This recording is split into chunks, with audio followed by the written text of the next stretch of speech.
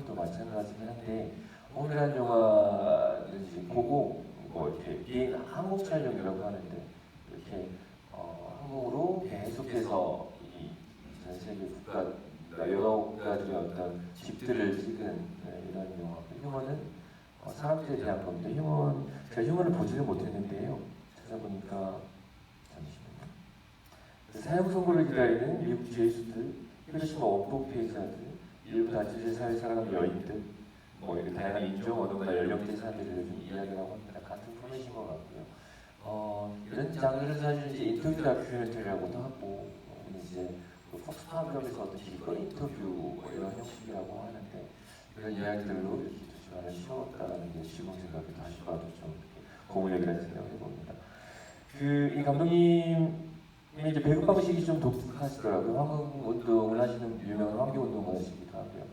경험과 함께 이렇게 뭐라고 하죠? 지상파, TV나 아니면 온라인 매체나 인터넷에도 바로 배급을 해서 많은 사람들이 볼 수 있는 방법들을 고민하는 감독님이시라는 거에 대해서 좀 인상 깊었던 것 같아요. 두 번째로 이제 아나스타시아 미코바 감독은 이 휴먼이라는 영화의 주연출이었던 것 같아요. 그래서 주 감독님이 이번에 공동 연출로 우먼이라는 영화를 함께 한 것 같습니다. 저도 이제 다큐멘터리 하다가 주로 이 영화를 잘 모르시겠지만, 제 영화의 주인공이 이제 여성분들의 경우가 많이 있었던 것 같아요. 90년대사에 여성들의 이야기가 제 영화에 소재가 되는 경우가 있었는데 여성들의 이야기를 남성이 이렇게 기록한다는 게 좀 아이러니하다는 생각이 보고요. 그래서 또 어떤 한계들이 분명히 있다는 생각을 해봅니다. 여성들의 언어와 남성들이 가지고 있는 언어가 확실히 좀 다르다고 생각을 하거든요. 그래서 저도 이 여성 감독과 공동 연출로 여성들의 이야기를 해본 적이 있는데 확실히 남성이 기술하는 이 어떤 언어들 혹은 여성이 여성을 기술하는 언어들이 정말 차이가 있고 혹은 많이 다르다는 생각을 했습니다. 그래서 홈이라는 영화를 보고 나서 제가 느꼈던 건 이 아티스트 벨트만 감독이 미코바 감독을 공동 연출자로 데려온 건 참 좋은 선택이었다는 생각을 개인적으로 해봐요. 감독님이 남기셔서 다른 분의 다른 감독의 영화를 제가 평가하기는 그렇지만 홈이라는 영화는 좀 다소 이렇게 일방적인 어떤 이야기 흐름들이 저한테 좀 느껴지긴 했었는데 확실히 이 우먼의 영화에서는 이렇게 들어주려고 하는 자세가 조금 변화 발전된 게 아닌가 그런 생각이 들었고 그건 아마도 이 주연출에서 이제 공동 연출자로 오신 아나스타시아 미코바 감독이 힘이 아닌가라는 생각을 이렇게 조금 이렇게 상상해보고 뭐죠? 좋은 선택이었다는 생각이 많이 들었습니다. 어떻게들 보셨나요? 좀 무겁게 느끼셨는지 아니면 수업 시간이 지나가셨는지 생각할 거리도 좀 있으셨는지 먼저 좀 얘기를 좀 볼까요? 네, 선생님 한번 여기 저녁 쓰고 있으니까 좀 부담스러운데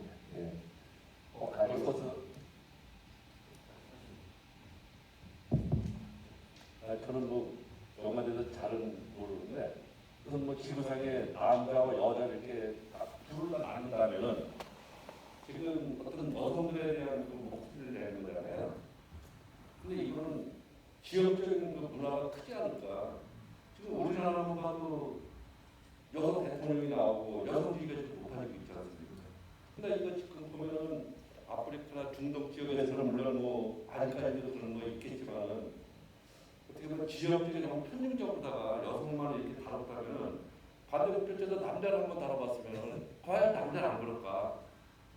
이거 지금 여성에 대한만 지금 너무 조명을 했잖아요.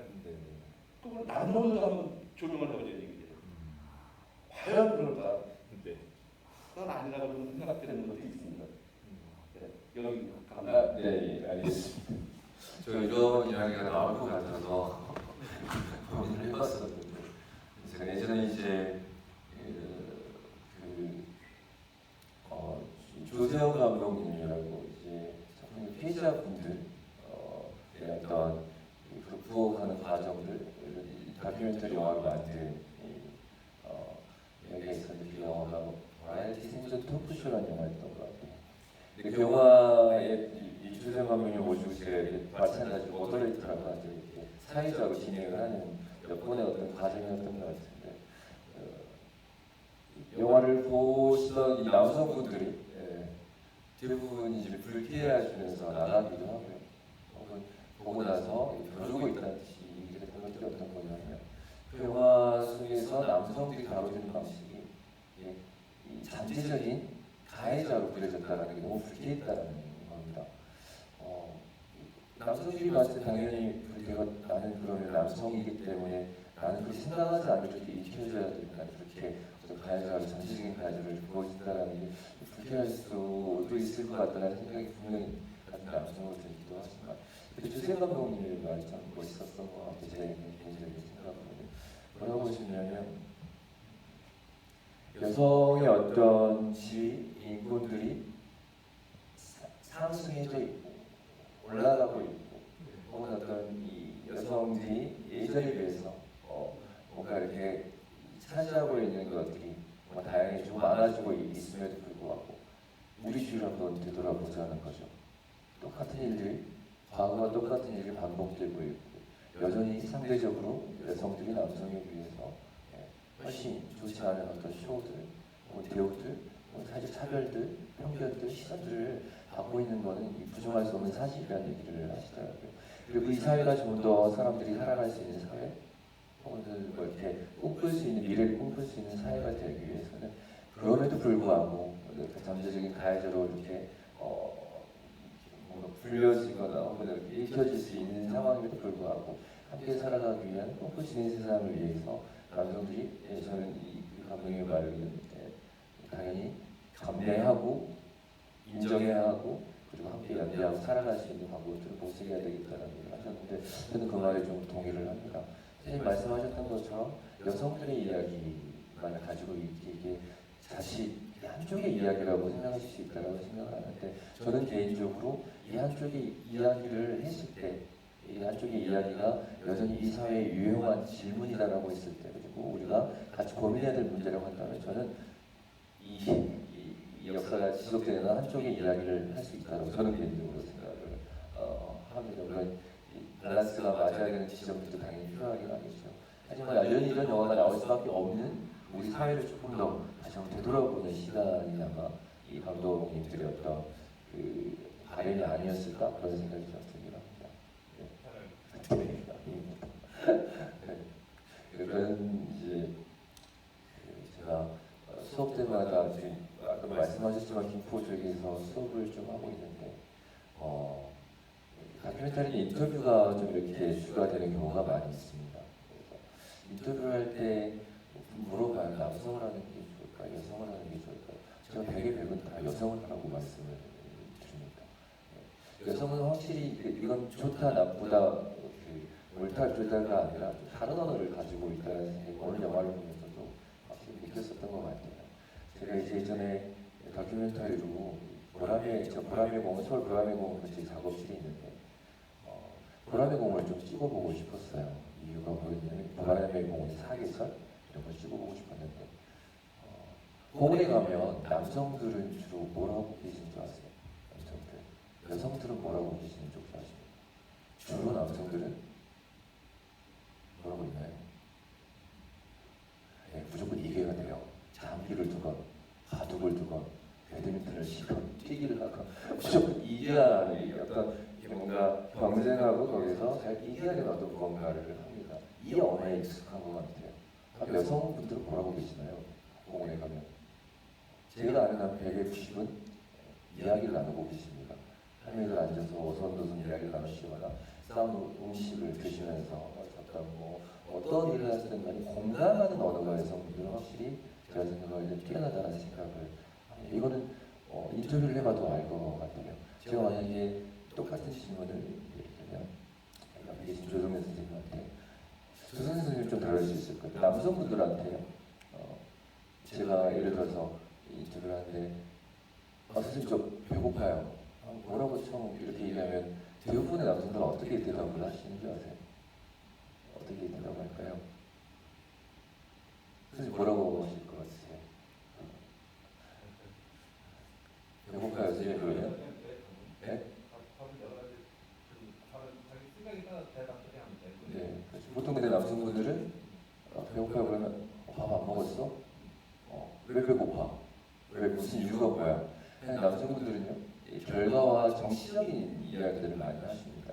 어떤 얘기를 하든 사실은 물론 이제 사람마다 다 다르긴 합니다. 선생님 제가 말씀드린 평균적으로 제가 현장에서 인터뷰를 진행을 보면서 남성분들과의 어떤 공감대를 만드는 과정에서 느끼는 건데 보통은 처음에 대부분 다 결과와 정치 얘기를 하세요. 이게 어떤 질문하든 이게 정치적으로 올바른지 그런지 왜 그걸 물어봤는지 따져보고 거기에 대한 답을 하시는 것 같아요. 여성분들은 어떠실 것 같으세요? 선생님 좀 배고파요 그러면? 배고프세요. 이렇게 얘기를 합니다. 네. 공감하시는 언어가 확실히 다르신 것 같아요. 그래서 생물학적인 뭐 환경적인 게 있고 사회학적인 어떤 배경이나 환경일 수도 있다는 생각을 하는데 그래서 이 다큐멘터리 영화에 있을 때 망하지 않는 소재 중에 하나가 할머니 소재라고 보통 얘기를 해요. 할머니가 가지고 계시는 그 수많은 이야기들 혹은 그 공감의 언어들, 따뜻함들 그래서 할머니들 소재로는 절대 망하지 않는다는 얘기가 나올 정도로 여성들이 가지고 있는 언어가 확실히 영화에서도 좀 드러나는 것 같아요. 그들의 어떤 사회 태어나서부터 현재까지 어떤 생애사 인터뷰들을 주로 했던 것 같고요. 생애사 인터뷰 중에 조각들을 묶어서 현재 힘든 것들, 과거 힘들었던 것들, 그리고 여전히 살아가기 위해서 우리에게 필요한 것들, 희망과 강한 여성들이라고 뭉쳐져 있는 영화일까라는 생각을 해봅니다. 그래서 이제 뭐 잠깐 그 남성 여성이가 나온 게 말씀드리면 그렇기 때문에 그 예를 들면 할아버지들이나 중년 남성이 흘리는 눈물 한 방울이 참 값이 있는 순간들이 되는 것 같아요. 이 정치의 언어에 익숙하신 분들이 흘렸을 때 그 느껴지는 어떤 그 강함들이 확실히 있긴 하죠. 그래서 이 운이라는 영화를 보면서 느꼈던 거는 와 여성들 정말 그 대단한 어떤 힘을 가진 어떤 그 감성을 지닌 정서를 지닌 현재를 만들어가고 있는 대단한 그 분들이다라는 생각을 많이 했었던 것 같아요. 또 다른 분은 어떻게 보셨나요? 몇 분 안 되니까 한번 다 들어볼까요? 마이크를 넘겨주셔도 될 것 같아요. 그냥 뭐 편하게 뭐 얘기를 한번 어떠셨나요, 선생님? 앞에 선생님 한번 들어볼까요? 괜찮으세요? 괜찮으시면 예. 아니 뒤에 선생님으로 갈까요? 너무 경직된 느낌이라. 네. 안녕하세요, 감독님. 네, 안녕하십니까. 신현숙입니다. 네. 문유명 감독님께 지금 이 다큐멘터리 수업받고 있는 네. 영화를 보면서 감동적이기도 했고요. 저에 대한 결론의 다른 모습도 봤고 내가 생각지 못했던 나도 여성인데 나도 아이를 낳고 기르는 엄마인데 라고 했던 그런 작은 부분에 그냥 제 삶이었지라고 생각을 하고 있었는데 그런 것들을 진짜 필터링 없이 다 이야기할 수 있게 일단은 끌어내신 감독님께 너무 경의를 좀 표하고요. 되게 좋았던 것 같아요. 아까 말씀하셨던 사회적인 문제 이런 남성이 바라보는 그 모습들에 대한 부분은 다르지만 그 세계에 있는 여성들의 개인마다 있었던 감정이나 또 생활상의 어려움과 아픔이나 이런 그런 작은 울림이라고 해야 되나 그런 아픔들 이런 것들이 좀 많이 잘 묻어났던 것 같고요. 누구나가 공감할 수는 없겠지만 또 여성으로서 또 느껴지는 그런 작은 묵직할 수도 있고 조금은 가벼울 수도 있는 그런 것들 모든 것들이 다 우리의 생활상에 다 같이 있는 거잖아요. 그런 부분이 너무 잘 끌어냈다고 하는 좋은 영화인 것 같습니다. 예, 너무 좋은 말씀 해주신 것 같습니다. 네, 저도 선생님 말씀하신 거 대부분 공감을 하고요. 굳이 힘들었겠다라는 생각을 좀 했어요. 이거 촬영하고 편집하는데 많이 힘들었겠다라는 생각을 했습니다. 정말 너무 많은 국가의 이 섭외를 하는 과정이 어땠을까 저는 개인적으로 많이 궁금해요. 이런 이야기를 가진 분들을 어떻게 만났을까. 물론 이제 사전 인터뷰를 했을 거고요. 사전 인터뷰를 통해서 이런 이야기가 나올 것이다라는 예상을 했을 거고, 그리고 인터뷰를 하면서도 말씀하셨던 것처럼 어떤 마음속 이야기를 끄집어내는 어떤 이 순간순간들이 있었을 텐데 어떻게 했을까 이런 생각이 좀 많이 들었던 것 같아요. 어떻게 하면 제가 봐서는 저거 단타 치고 빠지고 나온 영화가 거든요. 가서 찍고 빠지고 가서 찍고 빠지고 이렇게 했을 것 같은데 어떻게 하면 저게 속내를 끌어낼 수 있을까요? 좀 희한하긴 했습니다. 사실 같으면 그 보면서 저도 느꼈던 게 예전에 제가 이런 인터뷰를 한번 기획해서 만들어 본 적이 있었는데 이렇게 나오진 않았고요. 근데 뭔가 이제 인터뷰가 있고 인터뷰어가 있을 때 인터뷰어의 역할이 참 필요했을 것 같아요. 저는 남성이란 그런 감독님이 저는 하지 않았을 것 같고요. 인터뷰는 촬영은 뭐 같이 할 수 있는데 아마 이제 류코 감독님이 뭐 주가 돼서 인터뷰를 하지 않았을까라는 생각을 해봅니다. 물론 통역자들이 있긴 있었겠죠. 한번 해보십시오. 집에 가서 제 매주에 한번 지인들을 모셔다가 이런 인터뷰들 한 가지 이야기를 가지고 이제 해보시면 어떨까 생각이 드는데 상대방의 어떤 이야기를 끄집어내는 방법 중에 하나는 그런 게 있는 것 같아요. 제가 선생님에게 이렇게 뭔가 예를 들어서 속 얘기 좀 해주세요. 그러면 어떻게 할까요? 절대 해주지 않습니다. 처음 보는 사람한테 되게 망망해지죠. 근데 그런 생각을 해봐요. 인터뷰하면서 제가 이것도 한 90% 이상 성공한 사례들인데 내가 이제 그분의 이야기를 속내를 듣기 위해서 할 수 있는 가장 최적의 방법은 그건 것 같아요. 예를 들면 제가 선생님에게 요즘 가장 힘든 일이 어떤 일인지를 듣기 위해서는 나의 힘든 일을 먼저 말하면 보통은 되는 것 같아요. 선생님 제가 요즘 이러이러한 일로 너무 고통스럽고 힘든 시간을 보내고 있고 너무 아픈 일들이 많아요. 그러면 처음에 전혀 이렇게 신뢰하지 못했던 이 인터뷰들이 보통 그런 얘기를 합니다. 아이고 그러셨군요. 저 최근에 이런 일이 너무 힘들어서 정말 너무 자빠지는 줄 알았어요. 죽고 싶을 정도의 심정이었더라. 자기 얘기를 해주는 것 같아요. 이게 아마도 내가 상대방으로 하여금 들을 준비가 돼 있다라는 것을 신뢰를 주는 방법인 것 같아요. 근데 정말 재밌는 게 제가 제 얘기를 한 50% 정도 하잖아요. 상대방도 한 50%만 해주는 것 같아요. 제가 제 얘기를 100% 하잖아요. 상대방이 정말 100%를 해주는 경험들을 제가 많이 해봤던 것 같아요. 그래서 이런 인터뷰들의 가장 기본적인 이 어떤 전략들 같은 게 저는 정말 열심히 저는 전략을 짰을 거라는 생각을 하는데 아마 이제 그런 방식들이 아니었을까 그런 생각을 해봅니다. 상대방의 이야기를 듣기 위한 어떤 인터뷰어로서의 어떤 자세가 필요한 것 같아요. 이 카메라 높이가 대부분이 눈높이로 찍혔어요. 그렇죠? 그 배경이 사라졌습니다. 검정 배경에 이렇게 인터뷰를 하고 있어요. 쉽지 않은 선택이었을 것 같아요. 그 배경이라고 하는 거는 사실 인터뷰를 할 때 그 뒤에 보여주는 배경들은 이 사람을 캐릭터화 시키는데 참 중요한 역할을 하거든요. 이 사람의 계급, 이 사람의 어떤 환경들, 이 사람이 어떤 일하는 직업, 모든 것들을 설명해주는 어떤 이 장치로서 이렇게 화면 뒤에 드러나는 어떤 배경이 정말 중요한 역할을 하는데 그걸 없애버린 거죠. 없앤다는 것은 여성의 공통성들만 이해하려고 하는 강한 어떤 역사 같은 거였던 것 같아요. 그리고 그 안에 들리는 소리에 집중할 수 있게끔 아마도 배경을 없애지 않았을까라는 생각을 해봅니다. 참 힘든 선택이었을 것 같은데 그러면서 이제 나오는 게 사실은 제가 좀 아쉬웠던 것 중에 하나이기도 하고요. 그러면서 이 상황들과 이분들의 어떤 삶의 환경들을 전혀 보지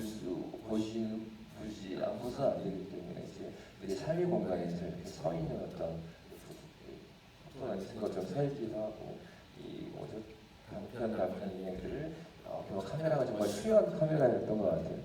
정말 한 컷도 그 NG 컷이 없어요. 그래서 저는 사실 이것이 좀 답답한 느낌이었는데 너무나 정교하고 너무나 잘 찍은 화면들만 이루어져 있어서 그러면서 조금 아쉬웠던 것 중에 하나는 그런 게 있었던 것 같아요. 전작에서도 저는 이제 그런 지점들이 보였던 것 같은데 예를 들면 뭐 소위 말하는 1세기의 어떤 나라들의 뭐 삶들에 비해서 이제 저희 3세계나 아프리카나 좀 아시아나 뭐 이들의 어떤 삶은 열악한 건 사실입니다. 객관적인 지표로. 근데 그들의 삶의 공간들과 환경들이 너무 아름답고 수려하게 찍혔기에 그들의 어떤 삶의 어떤 호흡들이나 공기가 사실 좀 포장된 느낌으로 저한테 전달이 됐었던 것 같아요. 땀 냄새 날 정도의 현장 소리와 땀 냄새 날 정도의 현장의 어떤 상황들이 조금 비춰졌으면 어땠을까라는 생각이, 물론 그걸 찍는 방식도 이 감독님은 아마 수려하게 찍었을 것 같다는 생각이 들긴 한데, 그런 것들은 이 덜컹거리는 어떤 순간들과 이렇게 삐걱대는 어떤 NC컷들이 갖고 있는 힘들이 분명 저는 있다라고 생각을 하는데, 그게 또 장편 어떤 영화를 보게 하는 힘일 수도 있는데 그 힘들이 너무 이렇게 포장돼 버린 게 아닌가, 뭐 이런 생각이 좀 들어서 그런 부분을 좀 개인적으로 좀 아쉬웠던 것 같습니다. 다큐멘터리가 뭘까 보면서 많이 생각을 하게 된 것 같아요. 또 다른 분들 한번 얘기 들어볼까요? 김선아 주필님은 어떠셨나요? 영화. 네.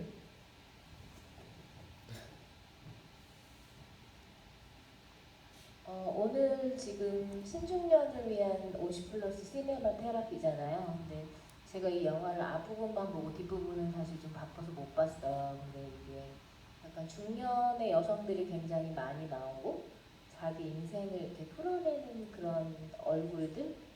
근데 그렇게 여기 보면 굉장히 피해자들도 많이 나오시잖아요. 근데 얼굴이나 표정이 굉장히 당당하고 멋진 그런 모습에서 참 강한 여성들을 인터뷰를 한 건지 강한 여성들의 모습을 봐서 참 이렇게 저도 강해져야겠다. 저도 좀 이렇게 흔들리거나 뭐 외롭거나 이럴 때도 많은데 그런 걸 좀 느끼니까 좀 힘이 되는 느낌이 들었어요. 저도 이제 신중년에 진입하는 상황의 사람으로서 굉장히 그런 파워, 에너지 이런 것들이 느껴져서 아까 어떤 여자분은 나는 여전사다라고 선언을 하시잖아요. 근데 저희가 사실은 김포 지역의 좀 여성 리더들이 약간 시민사회, 시민운동의 여성 리더들이 어쩌다 여전사라는 팀을 만들어서 우리끼리 밥 먹고 놀고 좀 이런 게 있거든요. 아, 그러시군요. 어디가 여전사? 네, 어쩌다 여전사가 어쩌다 될 거예요. 하고 싶지 않은데 그냥 지역적으로 어쩔 수 없이 어쩌다 여전사가 돼서 막 뭐 시민사회를 이끌어가고 막 이런 영화제를 통해서 시민들을 교육하고 이제 어쩌다 그렇게 된 사람들의 테라피 모임인데 그 여전사라는 말을 보고 우리도 여전사들이 있는데 이런 생각이 들었습니다. 네. 강한 여성들을 찍었을까요? 아니면 어땠을까요? 저는 제가 뭐 제작자로서 뭔가 공통적으로 이제 고민되어지는 지점들이 여러 가지가 저는 있었는데 제 생각에는 강한 여성들을 찍은 게 아니라 여성들이 강함을 보여주는 어떤 제작 과정이었던 거, 그게 아마 또 강하게 느껴지지 않았을까 그런 생각을 해봅니다. 그러니까 예를 들면 한 나라에 여러 사람 모르겠으나 2~3명 정도는 인터뷰를 했을 것 같은데요. 근데 뭐 지금 마지막에 다 얼굴이 조금씩 한 번씩은 나오셔야 되니까 보여주신 것 같긴 한데 이분이 어떻게 됐을지, 어떤 방식으로 인터뷰들을 이렇게 섭외했을지가 많이 궁금하긴 합니다. 현지 코디네이터들을 통해서 아마도 PD분들을 통해서 섭외를 했을 텐데 제 생각에는 캐릭터를 좀 이렇게 가지고 사람을 처음에는 찾았을 것 같은데 이후에는 그 캐릭터들의 이야기들을 조금 지우고 공통의 언어들을 이제 그 안에서 뽑아내시지 않았을까 뭐 이런 생각들을 어쩌다 여전사 너무 괜찮은 너무 괜찮은 영화판에도 그렇습니다. 뭐 얘기를 영화 좋아하시면 아실 수도 있는데 여성 감독님들의 자리가 어마어마하게 지금 이 비중이 그리고 위치가 커지고 있고 큰 상황이라고 생각을 해요. 근데 여전히도 그렇죠. 그 지역의 여성 리더들 분들도 마찬가지고 제가 예전에 여성 국회의원을 심상정 국회의원이었던 것 같은데 뭐 촬영한 일이 있었는데 녹화되고 있는 거죠. 네. 그때 이제 그분이 그런 얘기 하셨어요. 무슨 여성에 대한 얘기를 하고 있는데 여성이 국회로 들어오거나 여성이 리더가 되기 위해서는 남자가 되어야 된다는 얘기를 하시더라고요. 그렇지 않고서는 절대 이 자리에 올라올 수 없는 정말 힘든 이 세상 사실 현실의 자리는 수가 있다. 남성 가수시거든요. 심상정은 뭐 생각해 보니 여전히 여성들이 들어갈 수 있는 어떤 자리들 혹은 여성을 대하는 어떤 태도들과 시선들 때문에 남성이 되지 않고서는 그 자리에 올라가거나 끌고 갈 수 없는 그 외에 이제 또 정말 전형적인 여성으로 살거나 남자가 되거나 둘 중에 하나라고 심상정은 얘기를 했던 것 같아요. 그래서 아직까지 우리 현실이 이런 상황이구나라는 생각을 그때 했던 것 같아요.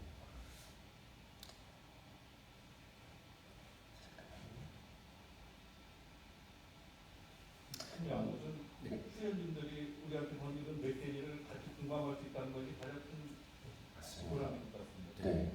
이들이 던져주는 이야기들이 사실은 보통 이제 제 그냥 생각으로는 이런 영화들이 가장 폐단이 어떤 거냐면 너무 이야기를 아픈 이야기를 선정적으로 하거나 아니면 아픈 이야기를 자극적으로 이렇게 쑤셔내서 빼내서 이걸 막 들려주는 방식을 갖게 되거든요. 그래서 보통 이제 그런 영화들 보면 너무 힘들고 안 좋은 상황들이 임진하고 있는 이게 어떤 이유였는지 나중에 그런 건 생각나지 않고 그 사건만 생각나게 하는 이런 영화들이 좀 좋지 않은 영화라고 저는 개인적으로 생각을 하는데 이 영화에서는 정말 딱 그 선을 잘 탄 것 같아요. 공감할 수 있는 너무 이렇게 자극적이지 아주 선정적이지 않은 어떤 한 선에서 공감할 수 있는 어떤 언어를 던지고 있지 않은 질문을 던지고 있지 않은 그런 생각을 좀 했었던 것 같아요. 좀 더 과했으면 그 오리엔탈리즘이라고 하는 것들이 있죠. 이렇게 어떤 대상을 이렇게 뭔가 희귀하거나 아주 이색적인 어떤 이렇게 캐릭터들이나 공간을 보이게 만드는 이런 좋지 않은 태도들이 방송에 좀 많이 있는 것 같은데요. 이 영화는 이제 그런 것들을 이렇게 잘 차단하려고 노력한 거 아닌가 이런 생각이 들었어요. 그래서 메시지가 선생님 말씀하셨던 것처럼 전달이 되지 않았을까 이런 생각도 들었습니다. 네, 선생님 어떠셨어요? 영화 보시면서? 네. 네, 안녕하세요. 네. 저는 한 분 한 분 오늘 수련했던 그 여성분들의 삶이 정말 공감이 됐거든요. 이분들이 바로 여성이고 여성의 존재가 이 모습인 것 같아요. 오늘 영화에 나왔던.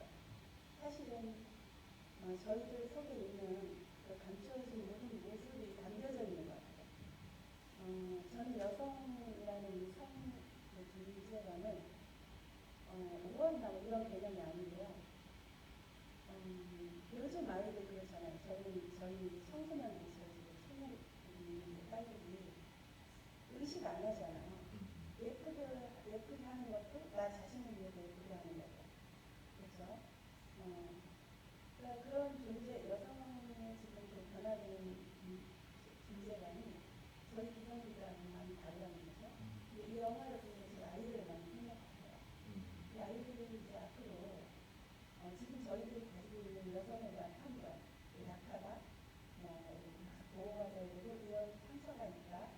그리고 강자로부터의 어떤 강자가 지배하려는 어떤 그런 구조화되어 있는 사회 속에서 어찌 보면 이 여성들은 보이지 않는 경쟁이 있는 거죠. 잘 보이려고 하고 예뻐지려고 하고 그런 희망적인 어떤 그런 부분이 있거든요.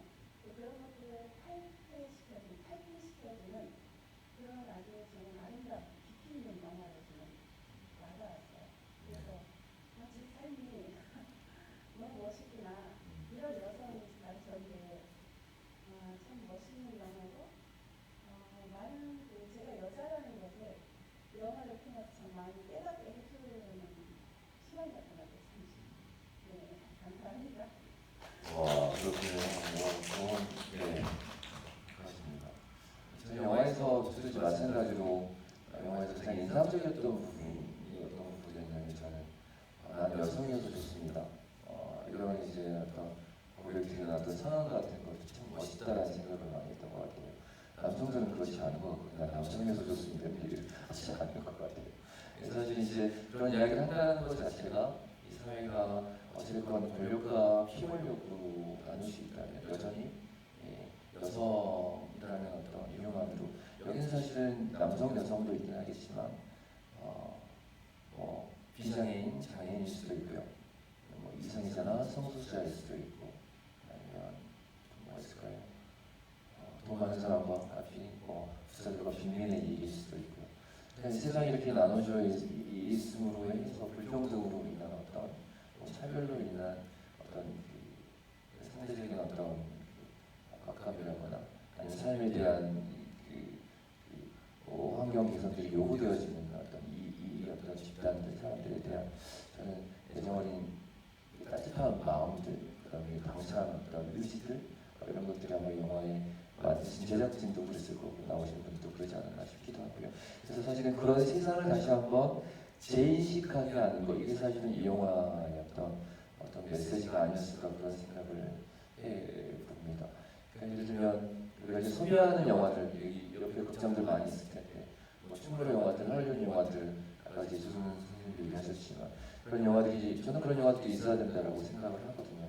소비재로서의 어떤 영화들도 있어야지만 그 소비재의 영화를 하더라도 그 소비재 영화가 우리의 현재나 우리의 어떤 그 지금을 이야기하지 않으면 그런 영화들은 사실은 존재할 수 없는 거거든요. 예를 들면 영화장 나갈 때 제일 재미없는 영화 봤을 때 뭐라고 하는지 아세요? 보통 사람들 뭐 이런 게 다 있어 이렇게 나가거든요. 현실에 존재하지 않을 것 같으니까 재미가 없는 겁니다.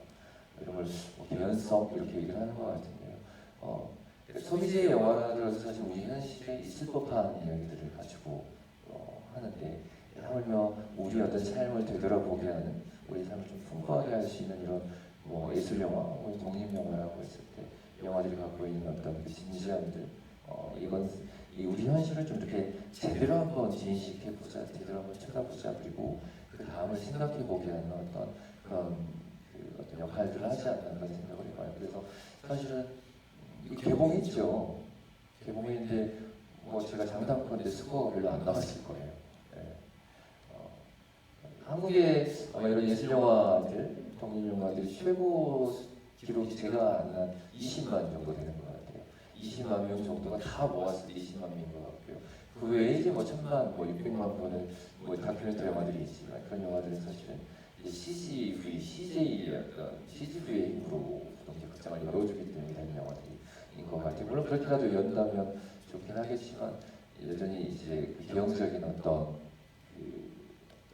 영화 제작 혹은 배급에 사실은 저희는 아마도 이제 되돌아올 수 없는 강을 가버린 게 아닌가 싶기도 하고요. 그래도 불구하고 이런 영화들의 이런 상영회가 사실은 우리 삶들을 좀 풍부하게 해주는 어떤 역할을 하지 않을까 그런 생각을 해봐요. 그러니까요, 이런 영화들 따님하고 같이 가서 보거나 얼마나 좋을까요? 그런 기회조차 주지 않는 나쁜 CGV 네, 저희들이 그냥 얘기하거든요. 잡아먹혔다고요. 이제 더 이상 영화를 되돌아볼 수 없다. 이제 뭔가 건강하고 창의적이고 독립적이고 약간 이 사회의 어떤 반기를 들 수 있는 우리 사회의 어떤 어떤 지표나 어떤 좌표가 될 수 있는 영화들이 상영될 수 있는 공간들마저도 이제 CGV화를 받아야 된다. 뭐 이런 얘기를 많이 하거든요. 그런데 이제 저는 참 이런 그래서 사회적 협동조합에서는 상영을 한다는 것 자체가 그래도 끝나지 않았어. 우리는 그래도 영화를 할 거야. 우리는 여전히 우리 세상을 있는 그대로 이렇게 뭐 부조리함들을 있는 그대로 우리의 삶을 좀 더 이렇게 풍요롭게 할 수 있는 방향で우리는 창작을 할 거야. 뭐 이런 생각들이 들었고 이 영화 보면서도 많이 들었던 것 같아요. 또 잠깐 한번 들어볼까요? 저기 어떠셨나요 영화? 괜찮으시면 한번 말씀을 마이크 좀 받아주실까요?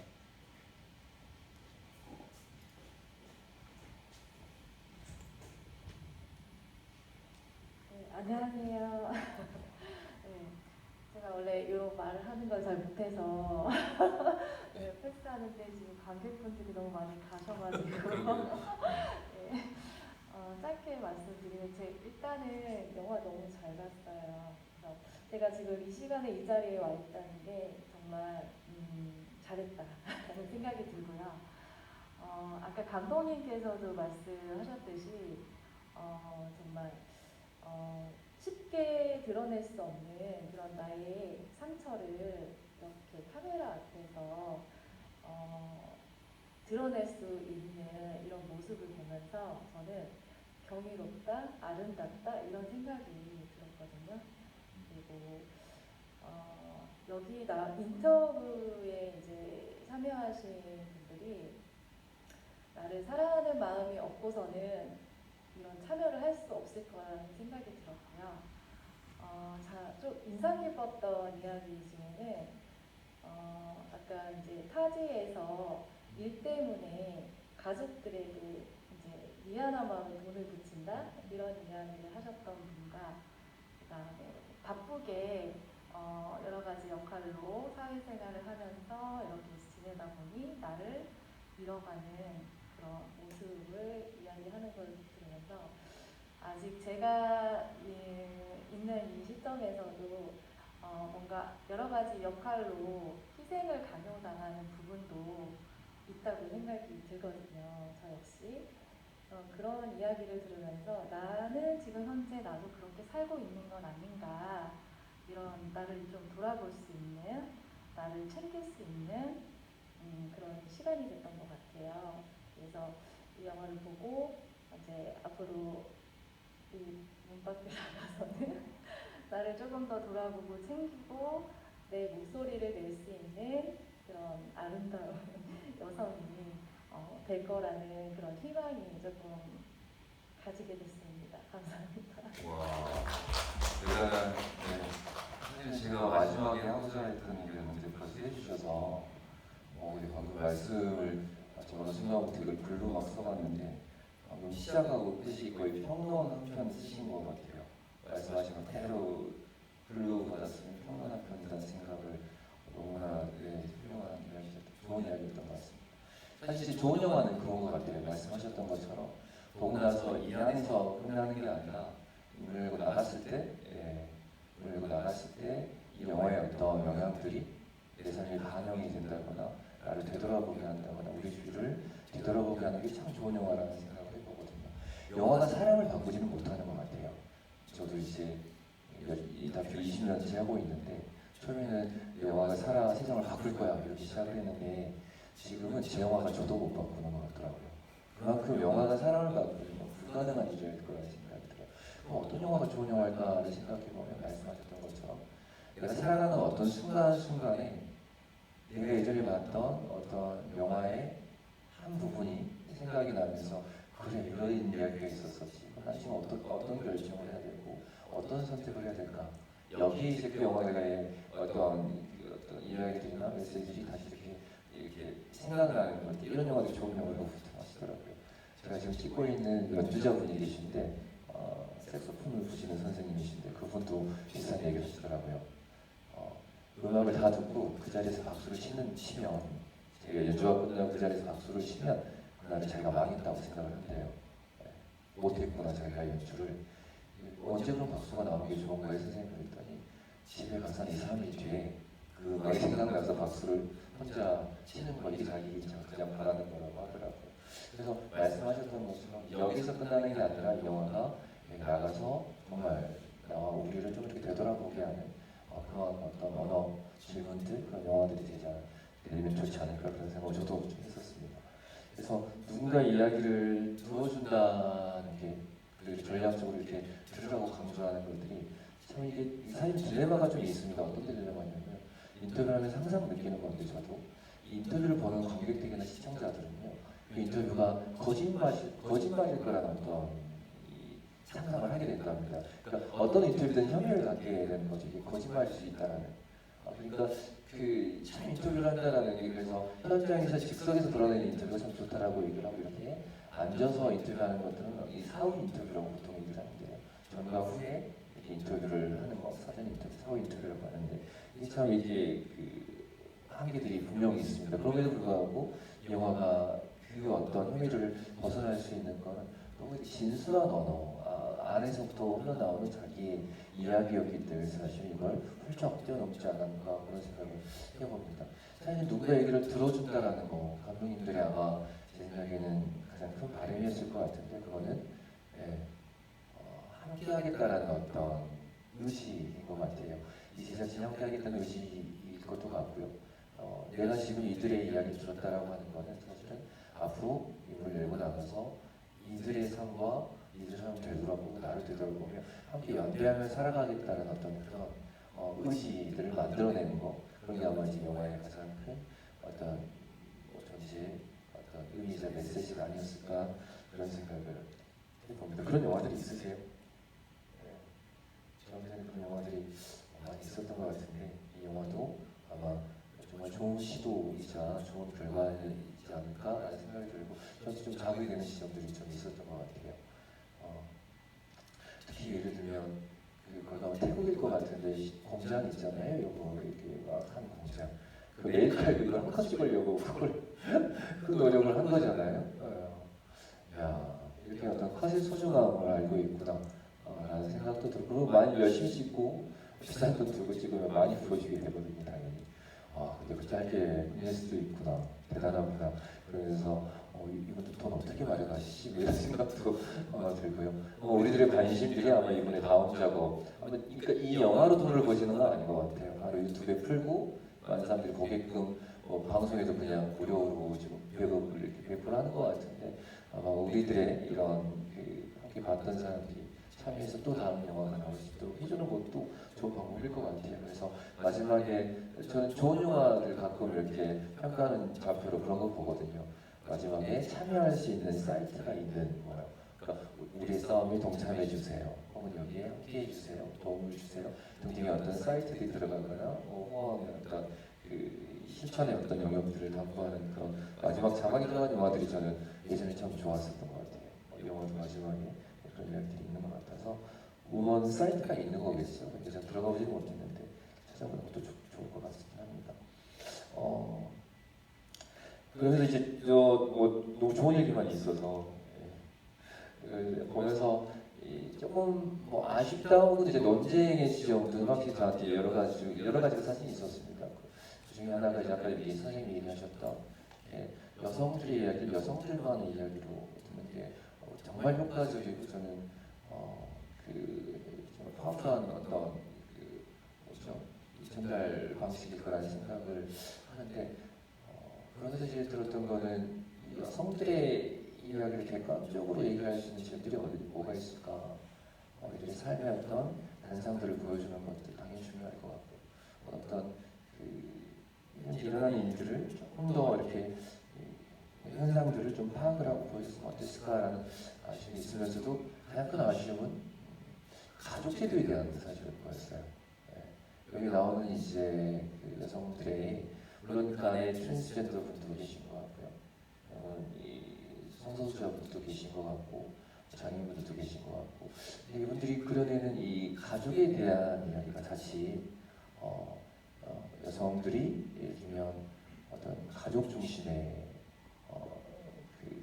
좀 공동체 최소한의 어떤 가족을 이렇게 가질 수밖에 없는 그게 아름다운 사실은 그렇지 않은 경우들도 저는 많이 있을 것 같고 대한가족의 형태들이 다양할 수 있을 것 같은데 이제 아이 혹은 가족 얘기 부분이 들어가면서 뭔가 조금 이게 가족 제도에 대한 어떤 질문들이 조금 이렇게 제 느낌으로는 조금 이렇게 사라진 게 아닌가 이런 생각이 좀 들었던 것 같아요. 오히려 여성분들이 생각한 가족이 뭔지에 대해서 많은 논쟁들이 저는 분명히 있었을 것 같은데 특히 한국 사회, 지금 한국 사회가 가지고 있는 여러 가지 페미니즘 논쟁 안에서도 저는 이 얘기가 화두가 되고 있고 많이 이야기되어지고 있는 걸로 알고 있는데 그런 이야기들을 저는 풀어내기 참 좋았을 어떤 상황이었을 것 같은데 그 지점들이 뭔가 조금 이렇게 가려진 게 아닌가 이런 생각이 좀 들었던 것 같아요. 선생님들은 어떻게 생각하실까 궁금합니다. 특히 여성분들은 어떻게 생각하세요? 한 번 안 들으셨던 분 한번 마지막 한번 어떠셨는지 한번 들어볼까요? 괜찮으시면.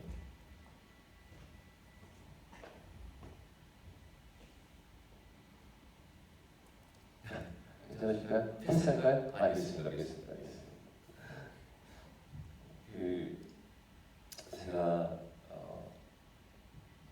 최근에 이제 만든 다큐멘터리 영화는 아니고 이제 교육 영상 같은 것들 거기에 나왔던 정치 철학자 분이신 것 같아요. 그분이 그런 얘기를 하셨는데 저는 좀 설득이 돼서 마지막으로 좀 그 얘기를 드리고 보내려고 하는데 어찌됐건 우리 사회 현재를 둘러보면 그 현장에서 다른 사람이 더 민감할 수도 있긴 하지만 예를 들면 독거노인 분들이 한 200만 정도 되는 걸로 알고 있고요. 감시되어 있는 아직도 정신을 먹지 못하는 아이들이 50만 명이 넘는 걸로 알고 있는데 확실히 부조리한 세상을 우리는 여전히 살아가고 있다고 생각을 합니다. 여전한 차별들과 배제의 시간들, 특히 한국 사회가 정말 그런 부분은 세계 최강 아닐까라는 생각을 해봅니다. 김포 지역에 지고 있는 미얀마 난민분들이 계시는데요. 혹은 이제 이주 노동자들, 이주 여성들, 탈북민들도 마찬가지고, 정말 우리 사회가 이렇게 뭔가 우리가 다름을 인정하지 않는, 그래서 이렇게 선을 그어놓고 이렇게 배제하거나 차별하는 어떤 역사들은 정말 점점 더 공고해지고 있는 게 아닌가 그런 생각을 해봐요. 아마 이제 이런 영화들이 이제 저는 전시해야 되는 이유 중에 하나가 아마도 이런 우리를 되돌아보게 하는 어떤 계기가 될 수 있겠다는 생각을 해보는데 가장 철학적으로 그런 얘기를 하시더라고요. 그래서 우리가 살아가는 이런 세상에서 자기는 네 가지만 좀 이해해주면 좋겠다, 혹은 함께 있으면 좋겠다는 얘기를 했는데 한번 제가 불러드릴게요. 첫 번째는 연결이랍니다. 우리 모두는 다 연결되어 있는 사람들이고 연결되어 있기 때문에 우리 모두는 함께 살아갈 수밖에 없는 세상을 살아간다면 우리가 또 보편적인 인권이라고 하는 걸 어떻게 서로에게 전달할 수 있을까, 서로를 배려하며 살아갈 수 있을까, 이 부분을 좀 많이 생각을 해주시면 좋겠다는 얘기를 하더라고요. 두 번째는 공감입니다. 공감. 서로의 어떤 다름을 인정하는 거, 차이를 인정하는 거, 그리고 반영하고 포용하는 거. 이건 이제 아마 차이와 다름을 이렇게 인정하는 것부터 시작을 해야 될 것 같아요. 이게 아마도 이 영화에서는 이 여성들의 어떤 생애사, 여성들의 생애사를 통해서 삶의 언어들을 통해서 우리에게 이 사회에 아마도 어떤 그 관용과 포용, 그리고 어떤 함께 살아갈 수 있는 어떤 기본 어떤 그 태도들이 아마 공감의 태도이지 않을까 그런 생각이 들고요. 세 번째 존중입니다. 차이가 이제 차이를 이게 인정하지 않는 순간 이게 차별이 된다고 하더라고요. 그리고 차별이 혐오에 이어져 있을 때 폭력들이 일어나는 어떤 그런 역학 관계가 있다고 합니다. 그래서 서로가 이 차별과 이 혐오로 이어지지 않게 서로를 존중하는 태도, 그래서 연결되어진 우리 삶 안에서 공감하고 존중하는 어떤 태도들이 마지막 평화의 어떤 단계까지 이어진답니다. 그래서 다양한 폭력, 전쟁, 불평등 역시나 이 평화를 제외하는 요소라고 했을 때 아마도 이 세 가지의 어떤 덕목들을 우리가 좀 인지하고 살아가는 이렇게 함께 살아가는 어떤 언어가 될 수 있다면 평화로운 세상에 대한 얘기가 되지 않을까 그렇게 얘기를 하시더라고요. 아마 이 영화가 아마 그런 영화였지 않을까라는 생각이 들고요. 영화가 다음에 우먼이면 다음에는 메인으로 한번 나오면 될까요? 메인으로 남성들의 인터뷰만으로 영화가 만들어지실지 궁금해지기도 하는데 만들어지면 어떤 영화가 될까요? 궁금합니다. 이 감독님들이 아마 다음 차기작은 아마도 이 관객들과 시청자들의 응원으로 이루어질 거라는 생각이 드는데 영화가 널리 좀 알려졌으면 좋겠다라는 개인적인 생각도 있고요. 이 방식들이 선생님들이 댁에 가셔서 예술을 한번 찍어보는 것도 참 재밌고 의미 있겠다라는 생각이 들었고 저 예전에 이제 한번 기획을 만들긴 했었는데 보면서 내 노력이 부족했구나 이런 생각을 좀 하게 됐었던 것 같아요. 그러니까 오늘 와주셔서 너무 감사드리고 남아주셔서 너무 감사드리고 앞으로도 이런 상영회들이 좀 이어지면서 조금 더 항상 좋고 항상 행복할 수만 항상 재밌는 영화만 볼 수는 없는 거잖아요. 때로는 이렇게 진지하고 우리를 되돌아보게 하는 영화들이 삶을 좀 이렇게 한 발자국 더 나가게 하는 힘을 준다는 생각을 해보고요. 아마 이런 영화들이 아마 있지 않을까 생각을 해봅니다. 오늘 함께 해주셔서 너무 감사드리고 혹시 이렇게 마지막 코멘트 하시거나 아니면 영화적인 질문도 괜찮고요. 하실 분 있으시면 들어볼까요? 있으실까요? 없으시면 박수 치면서 이 자리를 마무리하도록 하겠습니다. 네, 감사합니다.